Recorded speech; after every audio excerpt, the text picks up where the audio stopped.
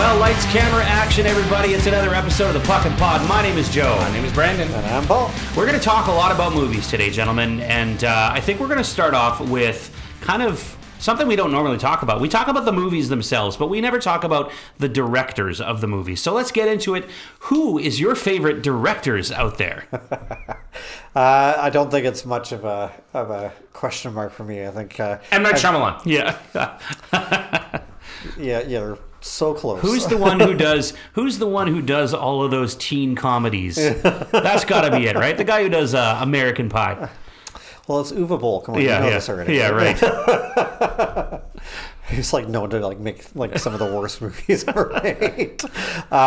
Christopher Nolan, obviously. Of course. I talk about his films all the time. Inception, obviously, being my favorite film basically of all time. Funny enough, I consider Tenet to actually be his best directed film. Oppenheimer won him the Academy Award in 2023, or I guess 2024. It came out near the end of 2023. Mm-hmm. But I actually, like I said, in terms of the style of directing and how the movie actually came together, Tenet, in my opinion, is actually his best directed film. I'll say the one thing that made Inception my favorite of his movies is the fact that I could follow along slightly. Yeah. Tenet is one of those movies where you have to watch it like 4 times before you really understand what's going on. I've only seen it once, so I can't say that I know what's going on quite yet. I need to watch it a few more times. But I have heard that after you watch it a few times, it does become clearer and clearer. Well, it's the same with Memento, right? I don't think you've ever seen Memento. I did. I think I saw it once. Once? That's Johnny Depp? No, that's Donnie Darko. That's it's Guy Pearce and Carrie Ann Moss. That's right. Yeah. And Joe Pantoliano. Quick plot reminder. It's hard to explain other than the fact that the story is told backwards. Yeah, it's from the end to the beginning. Yeah. So when I think I have seen it. Yeah, it's a great movie, and it's inspired a lot of shows too. Like there's an episode of Seinfeld that's inspired by it, where it literally starts at the end and works its way back to the beginning again. It's really funny. I also, real quick, just wanted to say a couple things. I'm gripping my shoulder a lot because I had physio today and it's very sore. And if anybody sees what looks like hickeys on my neck, it's called cupping. Is that something you and your wife do? It's called cupping. Not that sounds much better, but it's essentially a technique they use where they put a cup on, they squeeze it down like suction, and then they drag your muscles, then they pop it off to release. So it's like to reshape. I've seen that before.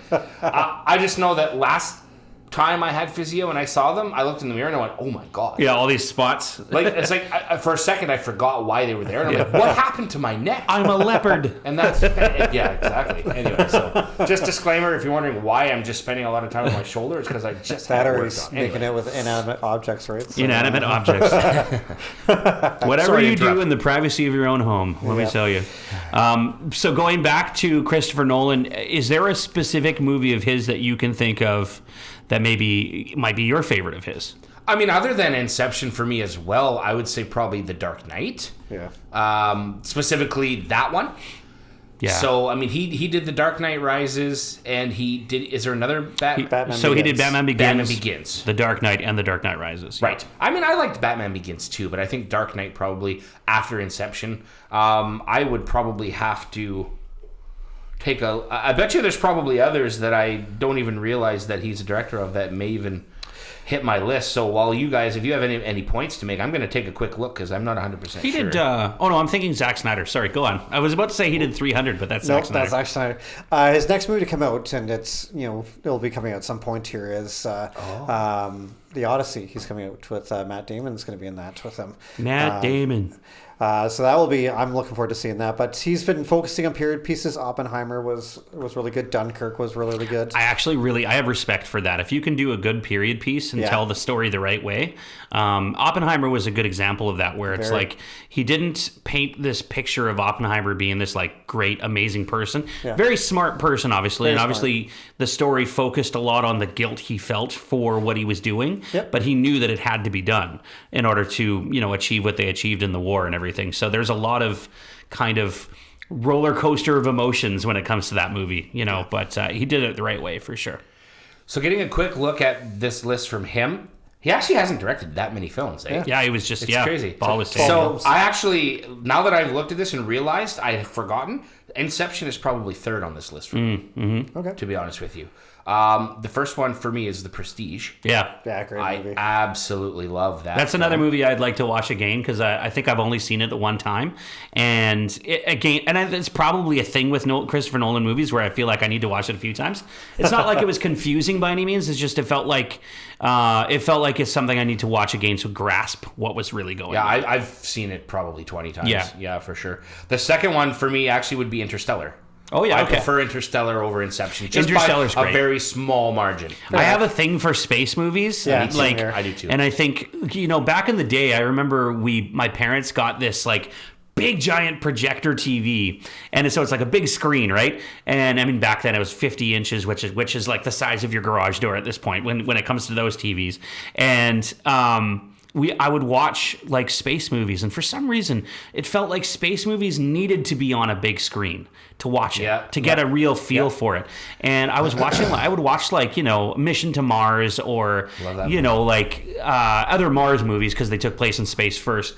And it just felt like I needed to watch them on a big screen. So I've always had a thing for space movies because of that, I think. I remember the first movie I saw on a big screen TV. Yeah. Volcano. Wow. With Tommy Lee Jones. Nice. Wow. Yeah, I remember that movie. Jeez. Yeah. We rented it. It was in '97, and we watched it at my buddy's house, and he had just gotten the big screen TV. Big projector and it was TV one of those or giant big ones. Yeah, that weighed 900 pounds. Yeah, like it takes 3 people to carry it. Yep. Yeah, absolutely. Yep.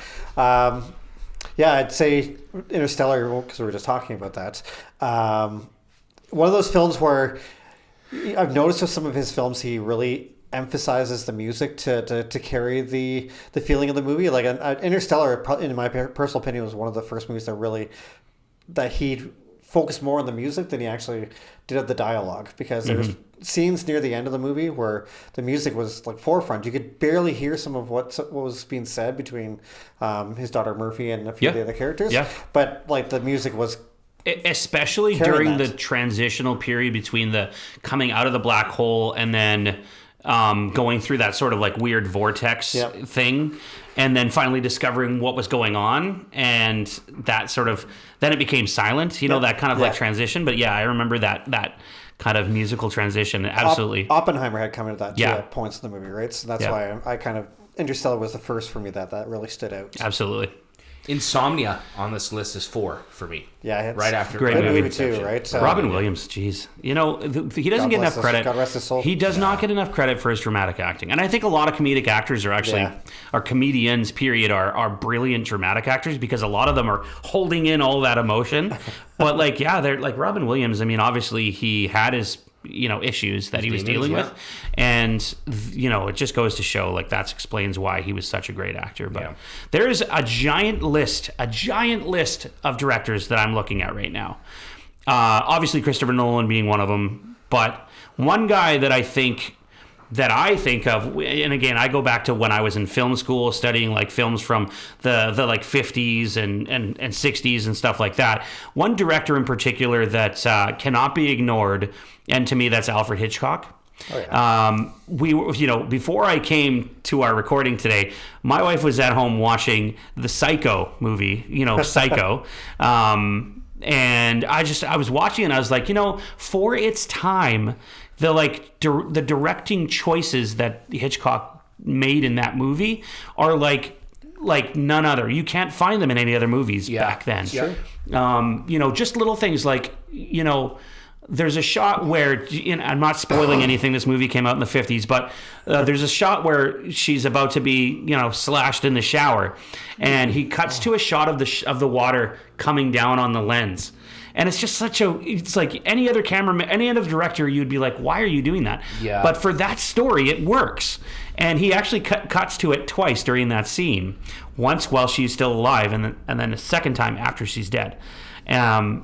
And it's just the symbolism of it, and like the choices that he makes, the camera movements he makes, the little things like that I think he was really... I think people nowadays don't think about those decisions back then, and compare them to the inspirations that they've made for directors nowadays. Yeah. But it's just like those brilliant choices, and it was really cool that I got to watch that movie again tonight and kind of see that and kind of go, yeah, like there's a reason why he was as big as he was.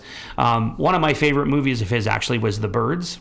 Yeah. Which I don't know if you've seen it, but like that movie, have you ever been scared of crows before? Because that movie will definitely make you second guess, if they're good animals to be around. Well, if you got kids that are scared of birds, like making them watch that film, they'll never go near a bird again. So. Exactly. So, no, and he did an incredible job just of creating something out of.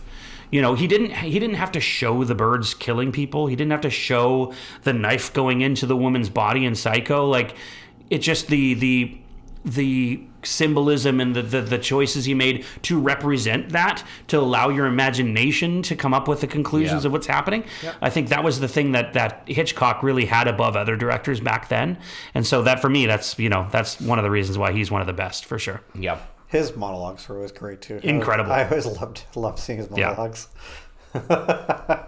Any director that comes to mind for you, buddy? Oh yeah, for sure. My top pick, I was looking through these, is none other than Mr. Michael Bay. Yeah.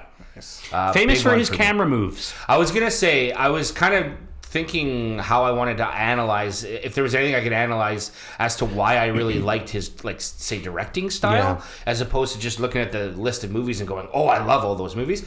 I think it's like, for him, with me, it's the fact that, like, a lot of his opening scenes, as an example, they're all like, what's the word I'm looking for, Joe? You know it, and Paul, so do you probably. Like panoramic almost? Yeah, like the wide format.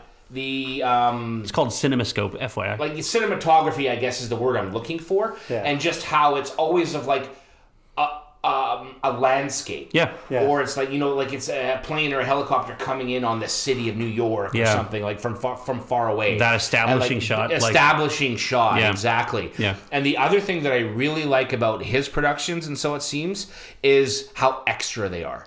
Like, he spares no expense, right? Yeah.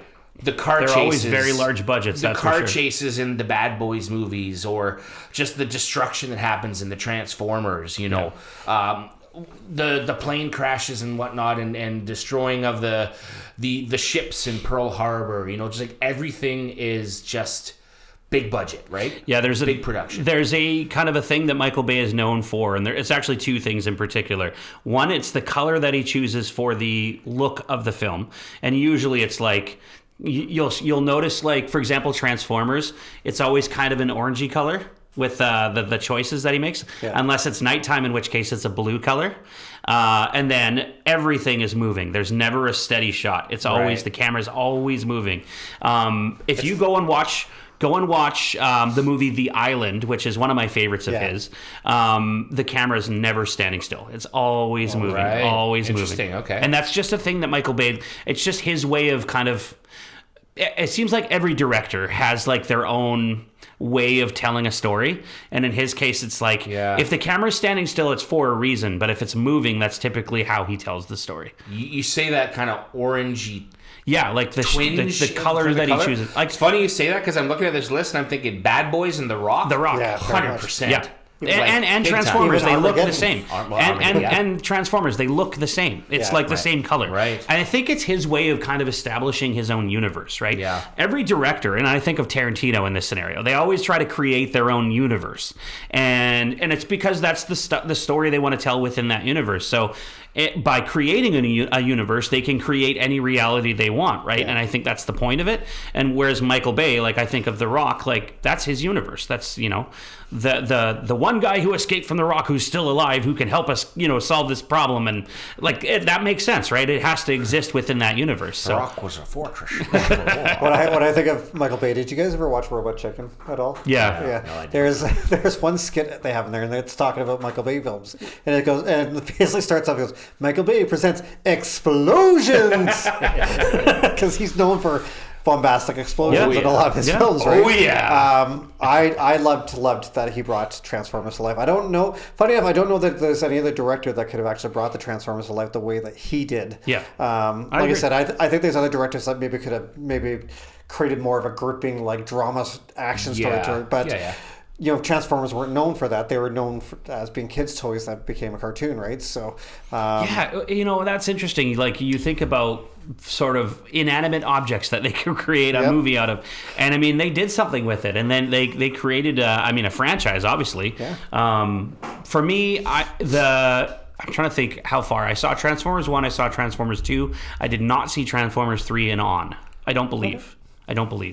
Dark of the Moon. Which one was the one that Shia LaBeouf was not in? The first was one. After the third one. Okay, so maybe I did see the third one then. So. I'm pretty sure I saw the third one then. The second one still had what's her name? Megan Fox. Megan Fox, yes. Thank you. So the first and second had Megan Fox. I did see those. The third one didn't have Megan Fox. I did see that. Rosie Huntington-Whiteley. Yeah, I did see that. Statham Nash. And I think after that, I stopped watching. Jason? Yeah. There you go. Who's luckier? Okay, well, we know who Brandon's guy crush is. No, but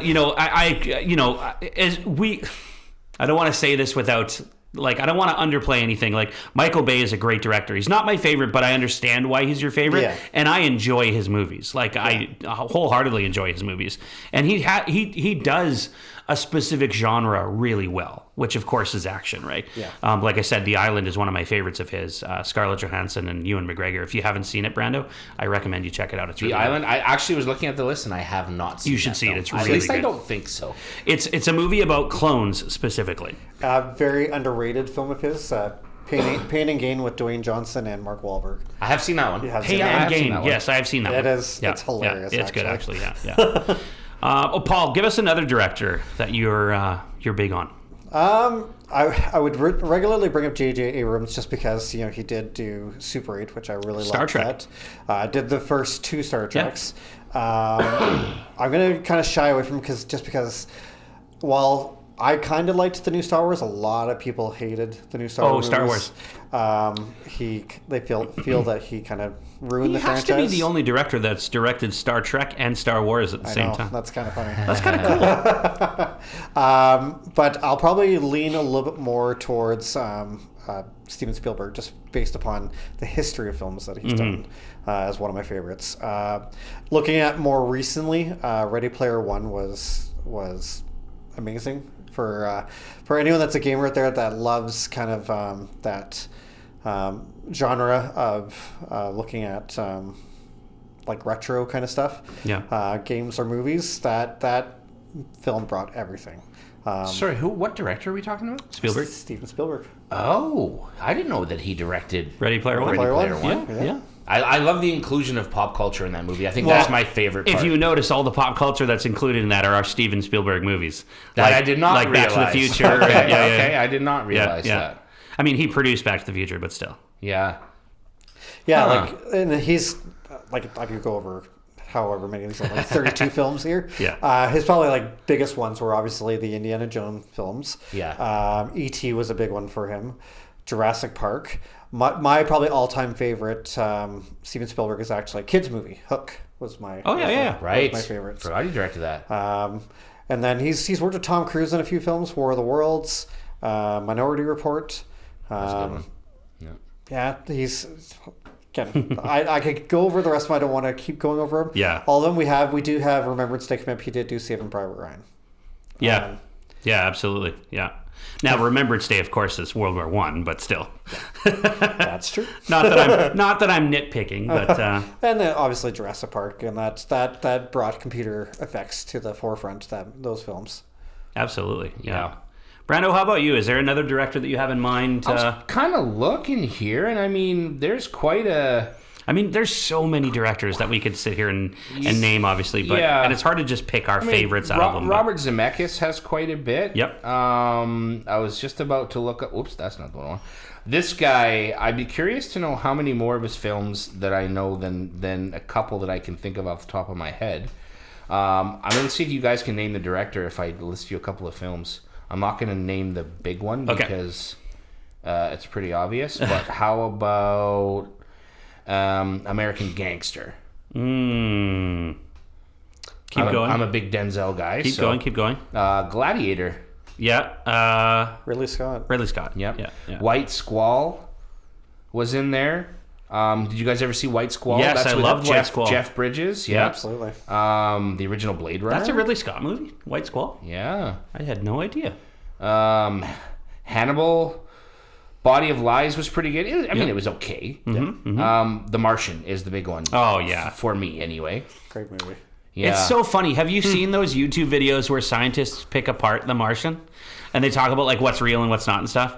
I hate when they do that because it's like, you know what? Just let us believe. You know? Yeah. Just let us have our moment. Well, I mean, okay, it's one thing to like... It's one thing to when you have something that's way over the top. Like, let's say he takes off his helmet and he can breathe on Mars. Okay, that's a different story. But like, you know, let us have the belief that it's a possibility to grow plants on Mars. I love that part where he's trying to get the water created, and he's like, he's like, woo, and then it blows up and throws him back.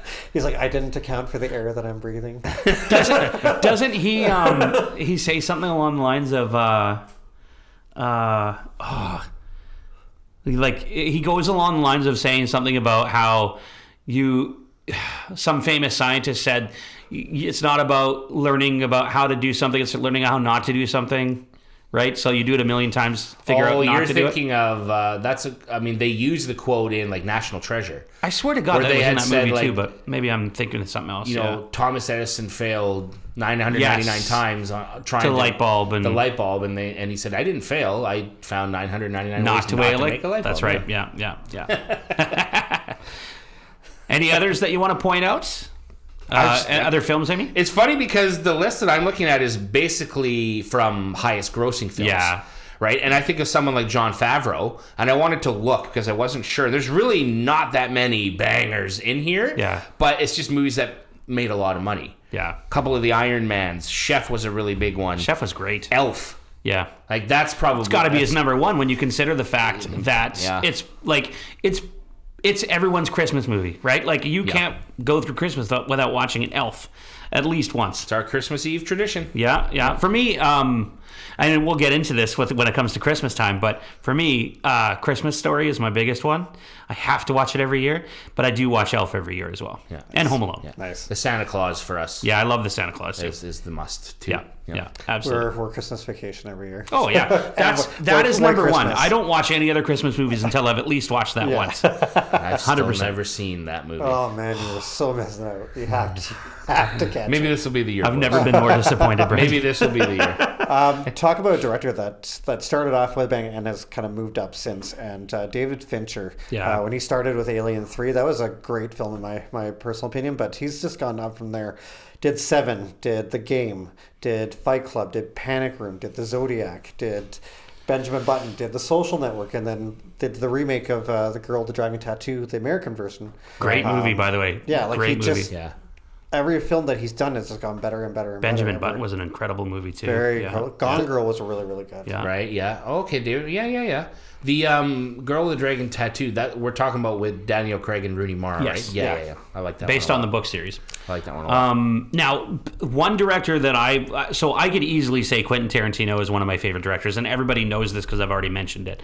So I'm going to skip him for this one. One in particular that I happen to like is Guy Ritchie. I mean, I had a feeling that was coming. Those British like badass movies are so. Snatch is incredible. I love Snatch. You know, Lock, Stock is a great movie. Sherlock Holmes, the Sherlock Holmes movies with Robert Downey Jr. Right. Incredible. And I heard that they're making another one. Yep. It may not be Robert Downey Jr. though, so I don't know if it's a Guy Ritchie specifically, but those movies that he did are really good. His movies are actually another example. Sorry to interrupt, but his movies are another example of having a specific look to them. Yeah, he tends to have sort of I don't know how to say it other than he takes the contrast out, or not the contrast, the saturation out of his movies. So they almost feel black and white, but they're not. They're like gray scale almost kind of. It makes you feel like you're in London. You know what I mean? Like that kind of look. The gloominess, the wet and rainy. Yeah, totally. It is a director's choice. It's definitely a choice that he makes when he does his movies specifically. Yeah. And his movies are all very, really good and really good stories too. So I'm big. You talk about stories. Like, did you ever see The Gentleman? Yeah. Great movie. So good. Did you see it as well? I think I tried watching it and I ended up getting busy and then just never went back to it. Hugh Grant and Matthew McConaughey. Colin Farrell. Hugh Grant, by the way, Charlie plays Hunnam's in that movie too, is he? Yeah. Yes. Hugh Grant, by the way, plays a really good bad guy. He does in that film. He's just so... Because, like, that character particularly wasn't evil. Like, he didn't come across as evil, but he was sinister in a way where it's like he acts like an everyman, but he does bad stuff. And it's like, I love that. And actually, Charlie Hunnam, there's a specific scene where he's, like, chasing a guy to get a phone back. You know the one I'm talking about? And he offers to pay the guy, and the guy's like a thug or whatever, and he's got like a bunch of his gangster friends, and he's like, "I'll pay you money for the phone. Just give me the phone." And they refuse to do it, and the guy like threatens him with a big like machete, and he's like, "Fine." So he takes out this gun and starts shooting it. And they're like, "Oh crap!" He's like, it reminded me of Crocodile Dundee when he's like, "That's not a knife. This is a knife." You know, like that scene. But incredible movie. It's so funny. Now, he did do one early in his career that could have ruined his career. Do you know which movie that is? He did a movie with his wife at the time, Madonna, called Swept Away. Yeah. It could have ruined him, and luckily it didn't, because he was able to make subsequent films. Let me ask you this. Have you seen Madonna in a movie anytime ever after that movie? No, I don't think so. A League of Their Own? That was before. Was before. Yeah. Swept Away was 2002. Oh, shoot. Yeah. A League of Her Own, by the way, is a great movie. It is. Tom Hanks, like, he can do no wrong in my eyes. Well, I was just about to say, another director that just came up for me. I'm looking at the filmography going, holy crap, and that's Ron Howard. Yeah. Ed TV is one of my favorite Ron Howard movies. Yeah. I absolutely love. That's one of those movies I can watch over and over and over again. So good. Yeah. So good. And he's been directing a really long time, actually. He has. Yeah, he really has. And he's done some great stuff. Wow, Splash was that early in the 80s. Crazy, huh? I didn't realize it was Ron Howard's not a young guy. No. No, for sure. It's funny because we saw him grow up basically as an actor. Yeah. You know, he started as a true. child on the Andy Griffith Show, and then he was on Happy Days, and Yeah. He's the same age as my dad. yeah. So it's just funny how that works out. But yeah, he's done some great stuff. Tim Burton. Yeah, I love Tim Like, Burton. how many of his movies can you seriously sit there and go, that's not a good movie? You know what I mean? We're going to watch one of them tomorrow night after the World Series game. Which movie? Beetlejuice. I love it. The original? This is a filler. Oh, yeah, this is a filler. Oh. We're not supposed Yeah, to no, I know. reference. Just say we're going to watch him one of his movies tomorrow night after we watch some TV. That's right, yeah.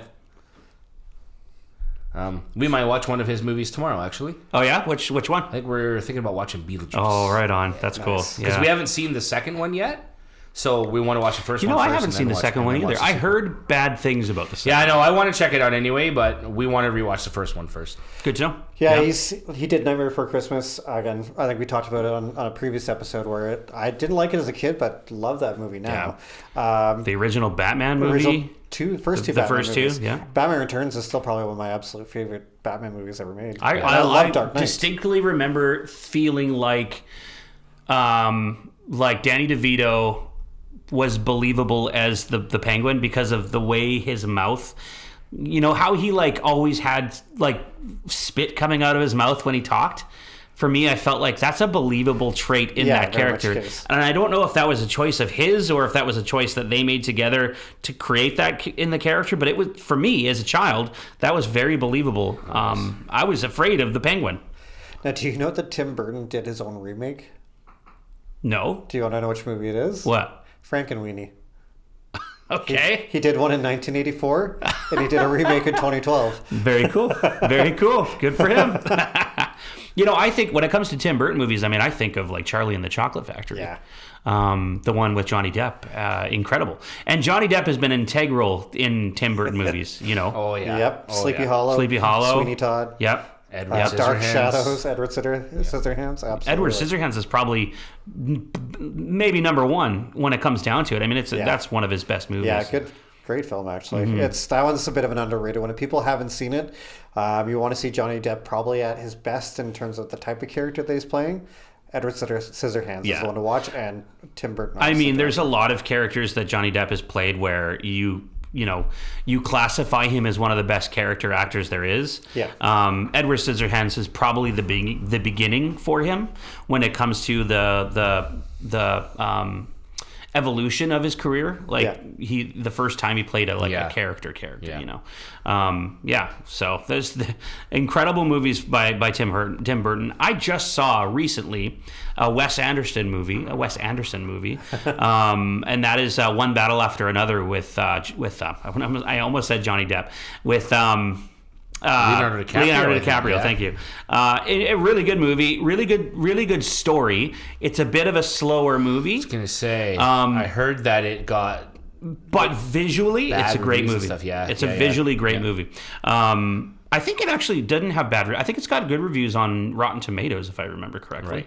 I think it's got good fan reviews. It might have bad critic reviews, but I loved it. Faye and I both loved it. One specific thing I liked about it was his visual choice, like his choices for visuals in terms of the way the story was told. There's a specific car chase scene, for example, where he chose to have the camera low to the ground, kind of like on a camera car, but low to the ground, and you're getting kind of a lower perspective of the car that you're following, like the main character's driving, and they're on this hilly road, and so the camera basically sees this hill, and then all of a sudden comes to the top of the hill and it reveals this horizon, and then there's the car you're chasing like way far in the distance, and it kind of follows along. It's really kind of cool. I was watching, I was like, that's a really interesting choice. So that, for me, that's a director's choice. That's Wes Anderson going, this is how I want this film to look. Right.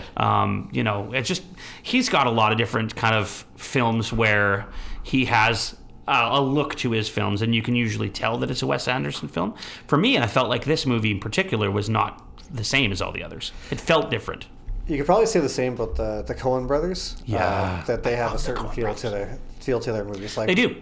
No Country for Old Men for me had, again, it's unexpected twists and turns in the movie that you're not expecting, like a main character just gone that you're not expecting. True Grit did that too. Burn After Reading did that. Like, Oh Brother, Where Art Thou? Oh Brother, Where Art Thou? Like, again, characters that you were thinking were integral to the film, but they're actually not. They're just a side piece. There's another focus in it. Yeah, but the cool thing about their movies, most of their movies they write and direct. Yeah. So they're telling their own story, which is really important, I think. Because if somebody else directs it, then they may not feel that they're getting the right story, right? Yeah. And the other part of it too is of course the actors that are in the films too. They're portraying the characters the right way. I think of people like George Clooney and Brad Pitt, who, when they're in those movies, you're thinking they're going to be one thing, and then they end up being something completely different. And I love that. For them, it's all about the story, but they also have a look to their films as well. And I think of Oh Brother, Where Art Thou, where it feels like it's more of a yellow type color that they follow along. Yeah, and actually probably same as like No Country for Old Men, where it has that sort of neutral color feel. Definitely. So it is a choice, when it comes to like what they decide to go with. He makes one of your favorite movies too, with Jeff Bridges. Big Lebowski. Big Lebowski. Wonderful. But yeah, no, I absolutely love the Coen brothers and what they have done in the film industry. Specifically, Joel Coen, I believe, is the director of the two of them. I think Ethan more writes than he directs. However, I know they do direct together a lot of times too. Another one I was kind of obviously leaning on was Quentin Tarantino. For me, I absolutely love his storytelling. I also love 100%. His visuals. Just the way he presents a film. He does things in ways, like he pays homage to a lot of the filmmakers that he grew up watching. Yeah. He watched a lot of like Japanese films growing up, and so he pays homage to them a lot, and like older films too, like Grindhouse films and stuff like that. Well, where he kind of pays the Grindhouse films were his homage to that period too. Exactly. Right? Yeah. Did you ever see Planet Terror or Death Proof at all? So no. It was Planet Terror was actually Robert Rodriguez's film, correct? Yeah, but he directed it. Yeah, Tarantino had a major hand in it. Now I'm trying to remember. I know they did him together. They worked together, and they're like best buds. Of course they did. But if I remember correctly, was it Robert Rodriguez directed his movie and he directed Robert Rodriguez's movie? Might have been how something like that. They both had hand in hand in the movie, because when you think of the Grindhouse movies, you actually do have to put them together, because they're basically one feature. It'd be the same idea like back in like the 60s even, where they had kind of an intermission in between films. the idea of the Grindhouse was that you're watching the first film, you watched maybe kind of like this made up trailer of movies that they did in between, had a kind of an intermission that was happening, and then went straight into the next film. And the idea was that you're kind of at the movie theater watching these films. These Grindhouse films, yeah. These Grindhouse films. It's actually awesome. really, really interesting idea. I mean, people knew what they were going into when they went to watch these movies, so it wasn't like a surprise for them, but kind of fun. Something fun for people to kind of come and see. And give Tarantino credit for kind of bringing his A game before the Grindhouse films. Like the Kill Bill movies, you want to talk about like gore and action to the extreme. Those movies were perfect for that. The cool thing about it, though, is that like you could look at a director who has a bunch of gore in their movies, and you might think, oh, there's no need for that, you know. Yeah. Whereas with his movies, it almost feels like it has to be this way, absolutely, to complete the story, right? Like there's aspects to it where you're like, okay, it has to be. With Kill Bill, one interesting fact is there's a fight scene when he's about to fight, or she is about to fight O-Ren Ishii near the end of the movie. They cut to black and white. Yeah. So one really interesting thing that happens is she blinks and it cuts to black and white. She blinks again and it cuts back to color. That was a decision that Tarantino made. But the reason why it went to black and white is because he was told it has to happen. Otherwise, their rating goes from this to this. Oh, because really? of all the blood, right? Because of all the blood and gore. So they cut to black and white to sort of eliminate that gore. Right. And what's funny is after it cuts to color again, it cuts to a wide shot of everybody who's like lost limbs and everything. And they're all on the floor and they're all groaning and moaning. And somebody goes to pick up their arm and she's like, do not pick up that arm. Everything I've cut off belongs to me now.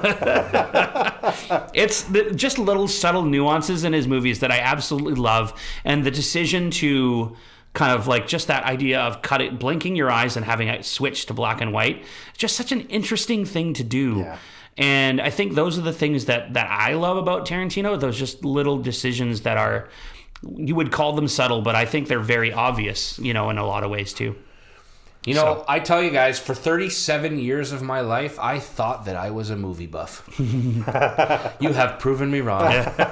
Knocked me back a couple steps. There are people I know who are that much more movie buffs than even I am, in terms of what they want. Like my buddy Todd Jones, he's a huge Tarantino fan. He's an even bigger Robert Rodriguez fan. He introduced me to Dawn of, or what is it called? From Dusk Till Dawn. From Dusk Till Dawn. Sorry, yeah.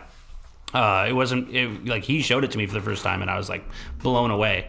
And he showed me what it was that he appreciated about it. And I think that led me down that path as well. So yeah, you know, when it comes to those movies, and I think this is typically what we talk about when we look for movies, is like, what do we appreciate about the movies? And for me, like I will literally watch a movie and I'll ask the question, was I entertained? And typically if I say yes, then I liked the movie.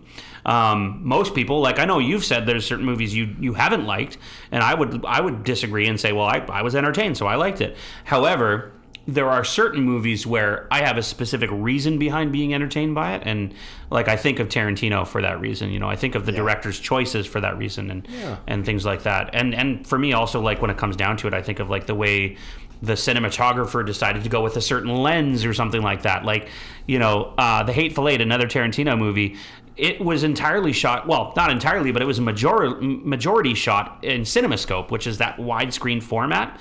Kind of like Lawrence of Arabia, you know, that old school movie where it's like super wide. He did that on purpose because he wanted to create that sort of Western feel, right? And I think he did that. One director that I was happy when he finally won his first Oscar, Martin Scorsese. Yeah. The guy's done nothing but bangers his entire career. Yeah. The Departed was... You said it wrong. It's The Departed. The Departed. The Departed. Departed. Sorry. Just kidding. I don't like that accent. Come on. The Boston accent. But yeah, like it took like 30 years for him to get his first Oscar, and he still has done great films since The Departed. He did Shutter Island. Yeah. He did Hugo. I don't know if you've ever seen it. It's a Christmas film. It's a great movie. Wolf on Wall Street. Incredible movie. Yeah. Which one did he win the Oscar with? Was that Wolf of Wall Street? Well, he won Best Director for Departed. Right. I think Shutter Island got nominated, but I don't think it actually won. No. Wolf of Wall Street. Yeah, I think for some reason that stands out to me. But I maybe think he won Best Picture for Wolf. Maybe it was Wolf of Wall Leo Street. that won the Oscar for that one. No, Leo won for The Revenant. Oh yeah, right. Revenant was incredible. I know that's not. movie. I know that's not Scorsese, but still. Scorsese, but yeah, That's Aronofsky, isn't it? Aronofsky? No. Who did that one? I have no idea.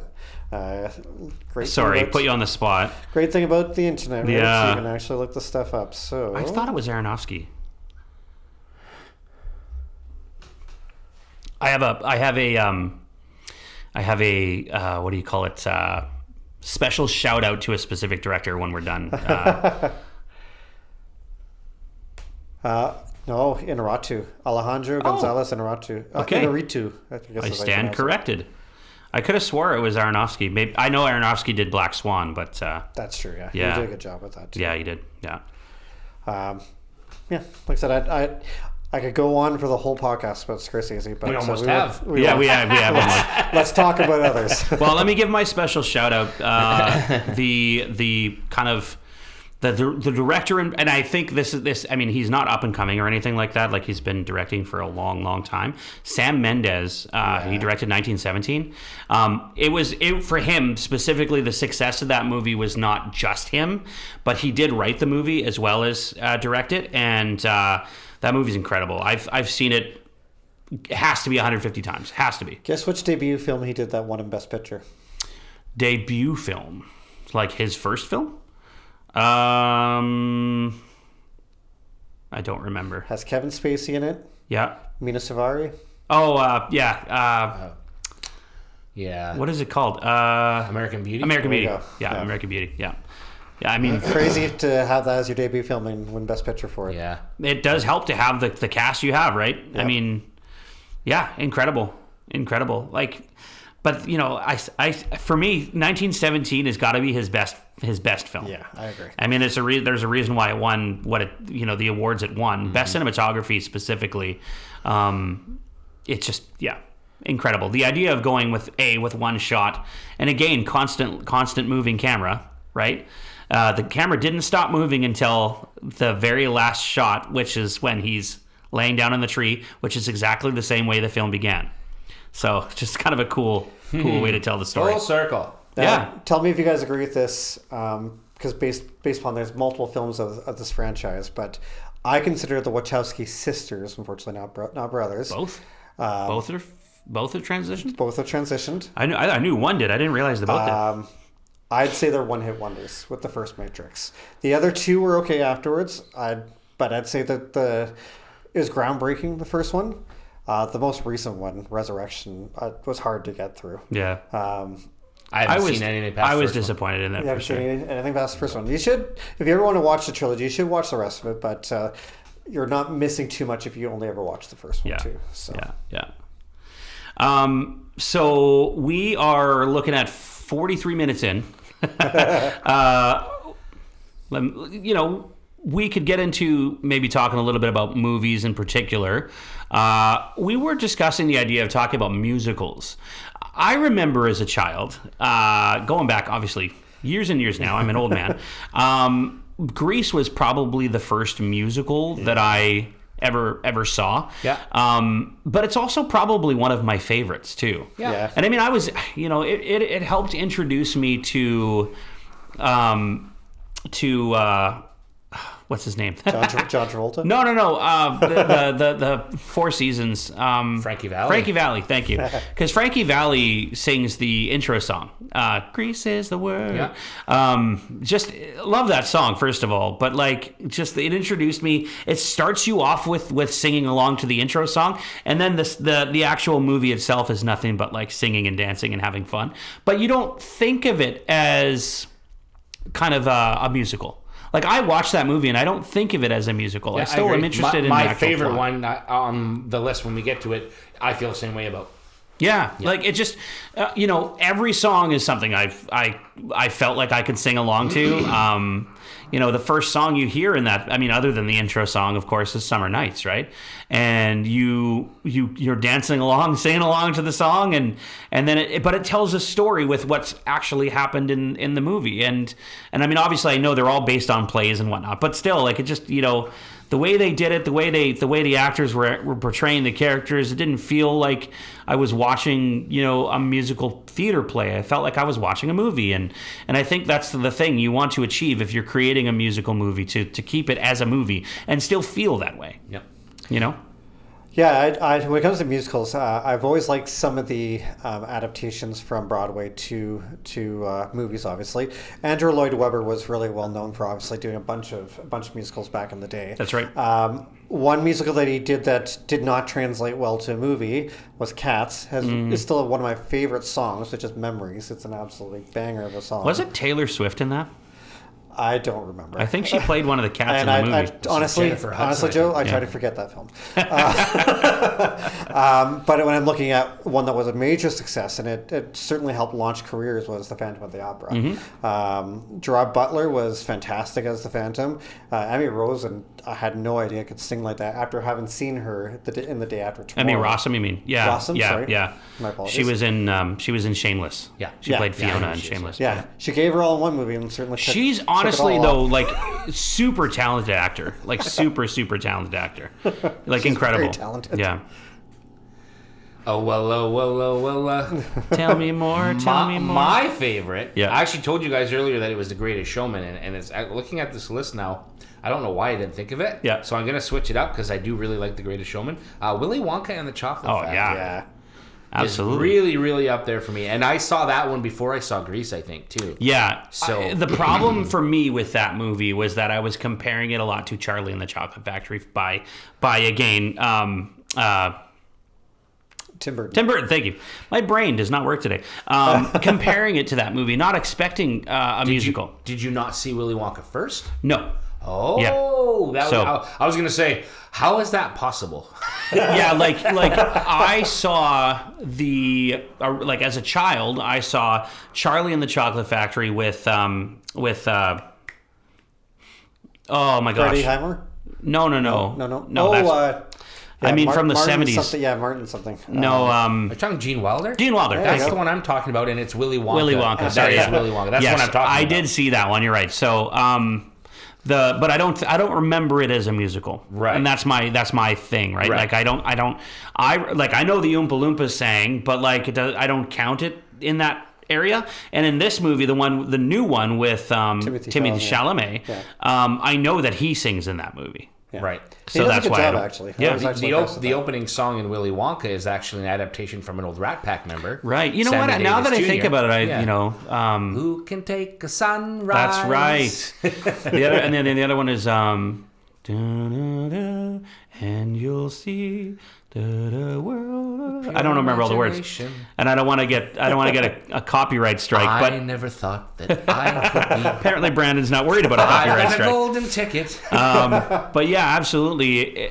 It definitely. I mean, Gene Wilder was incredible. I mean, there even at the end, the scene where he's like, where he tries to take it away from them, and he's like, "You lose." Like that's. He actually scared me in that when I saw that. You know, I was like, "Whoa!" I thought he was supposed to be the super freaking out here. What's going on? Yeah, definitely. But and it's definitely a different direction. You get nothing. Yeah, you get nothing. You lose. But yeah, absolutely incredible movie for sure. I just, it's funny. Like, I look back at that movie and I don't think musical. That's what I was saying. Yeah. When you said that, you don't think that Grease was really a musical either. Exactly. I think back to this one now and I go, yeah. It makes sense. Never really thought about it that way. It totally makes sense. Brandon's got some questions to ask us. Yeah, And I'm really curious. I thought it'd be kind of cool. So I'll ask you guys, I'll make a statement. Okay. And basically, I want you to come up with a percentage that you think that statement is true. Okay. And maybe give me just like a quick synopsis as to why you think that you came up with that percentage. So it's like Price is Right without going over. Yeah, exactly. Totally. And I mean, I'm curious to see if there's much difference between you guys. So I've got some sports ones, mostly hockey because that's just what we do. Yeah. And then I got some movie ones. I'm going to try to kind of interchange them. Okay. So the first one I'll go with is percentage that McDavid gets 50 goals this season after a slow start. I will go with 57%. 57%. So up on the higher end of 50%. So not super confident, but you think that there's I mean, it's McDavid. More likely chance that it'll happen than not. Based upon how the team's kind of doing so far, kind of could change it around. I'll go lower. I'll go 33%. Okay. So not That's very just because he's a confident Flames at all. fan. Not very confident. That plays a part for sure. But yeah, for him, I think there's got to be some rust in the wheels at some point for him. Like he's obviously, as we've talked about, the best player in the world. But everyone has a down season. Maybe this is his year. It's also about who he's playing with too, right? Yeah. And if his teammates or line mates are having a down year as well, it could affect him in the long run too. Yeah. Okay. A remake of The Bodyguard has been rumored. Percentage that the female lead will be Taylor Swift. Oh, no. I'm going to go like 10%. Okay. Yeah. Just because you can't see it or because you just don't think it's going to happen? I don't think it's going to happen. Whitney Houston was too iconic. Yeah. And she was an actress too. Like she actually was an actress. So Taylor, I can't see her doing that. The rumor right now is that she's the top candidate. Okay, well, I don't think the movie's going to do well. Personally, I actually believe it could hurt her career. Yeah. I'll even go that far. I mean, maybe. Yeah, maybe. I'll even go that far. Okay. The Odyssey turns out to be the most successful movie in Christopher Nolan's career. I'll admit I don't know anything about it. Like, I haven't seen trailers or even read a plot or anything. So it's a gamble for me to guess. I will guess 50%, which is literally a safe bet. Literally a cop-out. Yeah, literally. No, it is, though. It is a cop-out. Well, Odyssey is considered one of the greatest books of all time, and if he's... I don't know anything about it, yeah. In my opinion, he's probably one of the best directors of all time, so again, I'll go on the high end. I think it'll be probably 75%. 75%. So, Okay, I like it. Less than you think Matthews is going to get. All right. I'll see if I can get this so right. So you like Matthews more than you like Nolan. All right. I got you. I'll see if I can get this right because there is a difference. Elias Pettersson gets 100 points. This year? Honestly, I don't think it happens. I'm going to say 50%. 5%. Whoa. Yeah. Whoa. No, I mean, there is a chance, but he's going to have to get hot. Like Jim Carrey kind of chance? Yeah. So you're telling me there's a chance? I honestly think like it probably he'll finish somewhere around the 70% mark, in my opinion, but that'd be great if he could. Will Robert Downey Jr. make a cameo appearance in Avengers Doomsday? I heard a rumor that he will. I heard a rumor. So I'll go 60%. He's 100%. He's playing like the main... Sorry, let me rephrase. Robert Downey Jr. will make a cameo appearance as Iron Man. Iron Man. Oh, there we go. Okay, I'll let Paul answer. I'll let Paul answer first. Very good point. I'll still say 100% because it is based upon the multiverse. So, and Secret Wars is the movie they're doing after Doomsday, which is based upon the multiverse.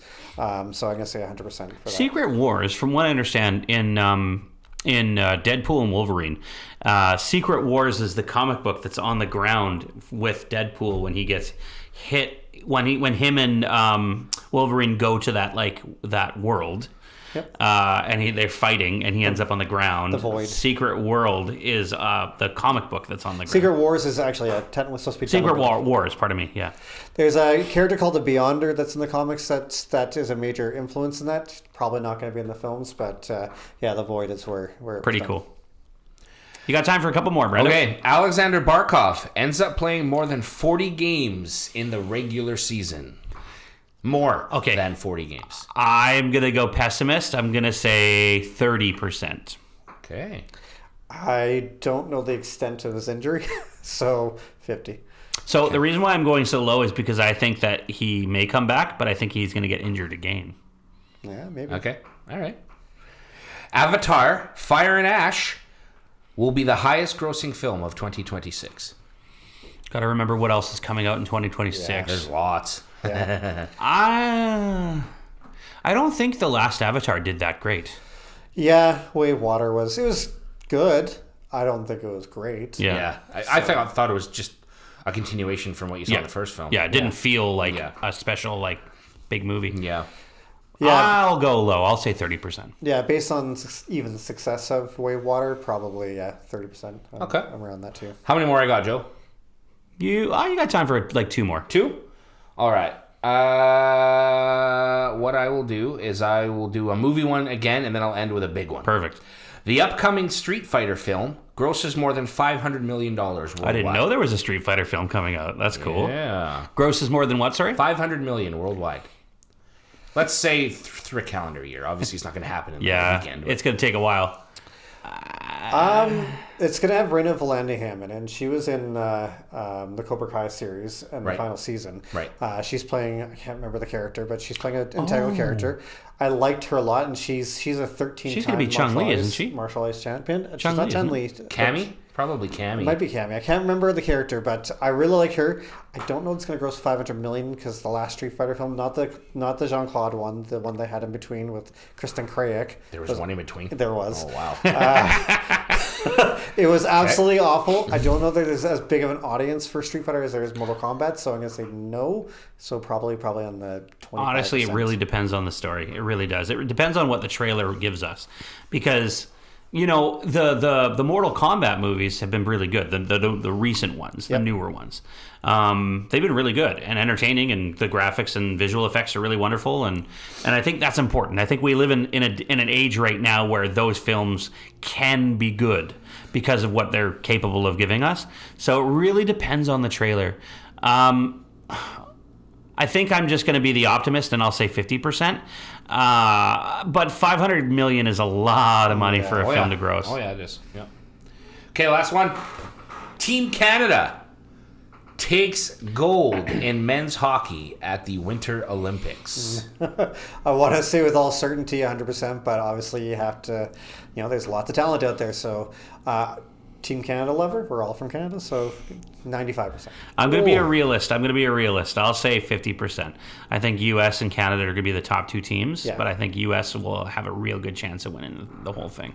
All right. I mean, with the goaltending they're going to have, pretty incredible. Yep, that's true. Yeah. Nice. I took a 5%.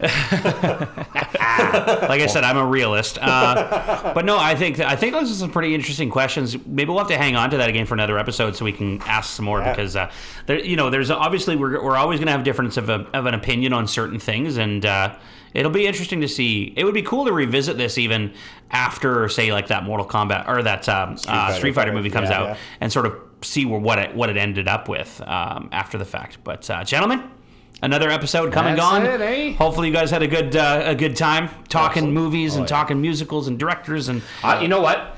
Honestly, I can be a passenger when we talk like deep dive on movies because I just enjoy watching the passion that you guys have. Yeah. Like I like my movies, but I don't nearly watch them and get the same thing out of them that you do, and it's amazing to watch you guys, and I commend you because you have a different way, like a different perspective on it, and it's helping me have that same perspective or that approach. The understanding, for sure. Yeah. And, I wish you could feel what I feel when I hear the Superman theme song at the beginning of the Superman Returns movie, for example. When I saw that in theaters, the goosebumps I got just hearing, just that feeling, because I grew up such a Superman fan, like I could go on forever about it. But yeah, I wish you could feel what I feel when it comes down to that stuff. And maybe one day you will. Maybe. We'll see.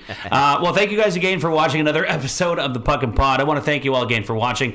If you guys have comments or anything like that, you want to reach out to us, we are available on social media at the Puckn Pod. So reach out to us. Let us know what you want us to talk about, or if you want a shout out, let us know. We'll definitely be happy to do that for you. Once again, for the Puckn Pod, my name is Joe. My name is Brandon. And I'm Paul. We'll see you guys in the next one.